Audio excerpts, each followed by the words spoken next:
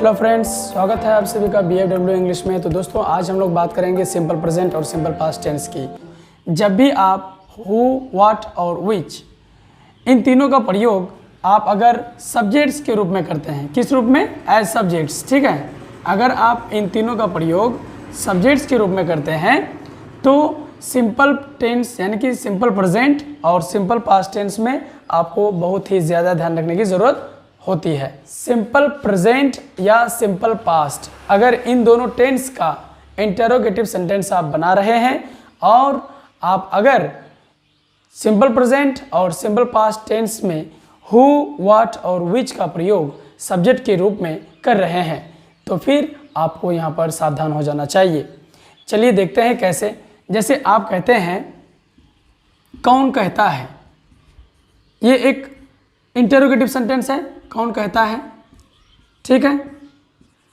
अब यहाँ पर अगर आपको सेंटेंस बनाने दिया जाए तो आप जानते हैं कि सिंपल प्रेजेंट टेंस में ता है, ती है रहता है। कौन कहता है ये एक इंटरोगेटिव सेंटेंस है, सिंपल प्रेजेंट टेंस का इंटरोगेटिव सेंटेंस, ठीक है। तो आपको ध्यान रखना है कि इंटरोगेटिव सेंटेंस में सिंपल प्रेजेंट टेंस का हमको यहाँ पर कैसे यूज़ करना है। कौन कहता है तो बोलना है हु सेज। आपको कहना है हु सेज, क्वेश्चन मार्क आएगा। यहाँ पर हु सब्जेक्ट के रूप में काम कर रहा है और ये हमारा भी 5 है। हु सेज, हु डू या डज, हु डज से, कौन कहता है।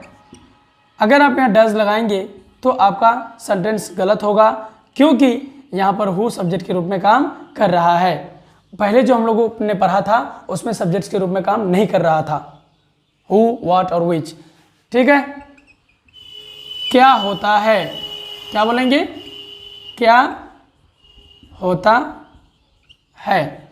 तो यहाँ पर क्या होता है, एक्चुअली जो होता है वो मुझे पता नहीं है। अगर मान लो डांस होता है तो मैं डायरेक्ट बोलता ना डांस होता है, लेकिन मुझे नहीं पता कि क्या होता है, इसीलिए मैं पूछ रहा हूँ क्या होता है। तो क्या हमारा वहाँ पर सब्जेक्ट के रूप में काम करने लग जाता है, ठीक है। यहाँ पर कोई सब्जेक्ट है ही नहीं, क्या सब्जेक्ट के रूप में काम करेगा, क्या होता है।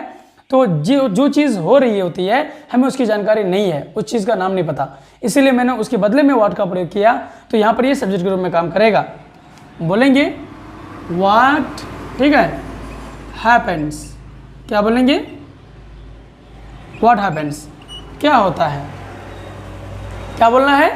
क्या होता है तो बोलेंगे व्हाट हैपेंस, ठीक। व्हाट डज हैपन नहीं बोलना है। क्या नहीं बोलना है? What does happen. आप अगर क्या होता है कि अंग्रेजी बोलेंगे व्हाट डज हैपन तो फिर आपका यहाँ पर सेंटेंस पूरी तरह से गलत हो जाएगा क्योंकि आपने यहाँ पर डू डज का प्रयोग किया। यहाँ पर हमारा ये व्हाट सब्जेक्ट के रूप में है, इसलिए डू डज नहीं आना चाहिए था। इसी तरह विच के साथ है, जैसे विच पेन फेल डाउन, विच पेन फेल डाउन, कौन सी कलम नीचे गिरी। तो यहाँ पर विच पेन हमारा सब्जेक्ट के रूप में काम कर रहा है, ठीक है। तो ध्यान रखना है दोस्तों कि यदि आप लोग यूज़ करते हैं हु, व्हाट, विच को एज सब्जेक्ट्स तो आपको सिंपल प्रेजेंट टेंस और सिंपल पास्ट टेंस के इंटरोगेटिव सेंटेंस में डू, डज, डिड का प्रयोग नहीं करना है। सिंपल पास्ट में जैसे आप लोग बोलते हैं क्या हुआ, क्या बोलते हैं? क्या हुआ। तो आपने देखा होगा, सुना भी होगा कि बोला जाता है व्हाट हैपेंड। क्या बोला जाता है? व्हाट हैपेंड, क्या हुआ। ऐसा नहीं बोला जाता है कि व्हाट डिड हैपन, क्योंकि सब्जेक्ट के रूप में हमारा यहाँ पर व्हाट काम कर रहा है। जब हमारा सब्जेक्ट के रूप में व्हाट काम करेगा तो सिंपल पास्ट टेंस हो या सिंपल प्रेजेंट हो, डू डज का प्रयोग नहीं करेंगे और न ही डिड का प्रयोग करेंगे सिंपल पास्ट टेंस में। समझ गए? इसी तरह से अगर आप हु को लेकर बनाते हैं,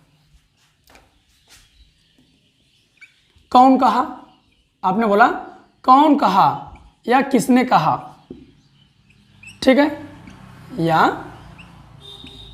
किसने कहा। तो तो कैसे बोलेंगे, कौन कहा या किसने कहा, तो यहाँ पर हमारा हु सब्जेक्ट के रूप में आ जाएगा, हु सेड। हम क्या बोलेंगे, हु सेड, ना कि हम बोले, यहाँ पर हु हमारा सब्जेक्ट के रूप में काम कर रहा है। हम ये नहीं बोलेंगे कि हु डिड से, क्या नहीं बोलेंगे, हु डिड से।